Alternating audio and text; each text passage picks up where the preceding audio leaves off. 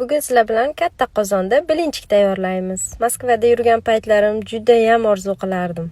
Qaniydi o'g'lim yonimda bo'lsa-yu, ertalab unga zavtraklar tayyorlab bersam deb. Allohga behisob shukr, mana hozir O'zbekistondaman. Shuning uchun ertalabdan o'g'limga bilinchik tayyorlashni boshlab bordim. O'g'lim men pishirgan bilinchikni juda ham yaxshi ko'radi. Gazni o'rta holatga qo'yib olib, qizartirib pishirib oldim. Sizni farzandingiz nonushtaga nimalarni yeyishni yaxshi ko'rishadi? Kommentariyaga yozib keting. Hamma yog'imizni besar qilib, bilinchiklarimizni ham tayyorlab oldik. Olinglar. Endi bizga yoqimli ishtaha. Uyimizdagi eski pilisos yaxshi ishlamay qolgan edi.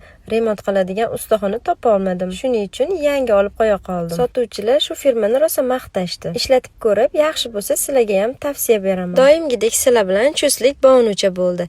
Video sizga yoqqan bo'lsa, menga obuna bo'lib, yurakchani qizartirib qo'ying. Men bilan g'oyibona o'tkazgan vaqtingizga rozi bo'ling. Keyingi videolarda ko'rishguncha Allohga omonat bo'linglar.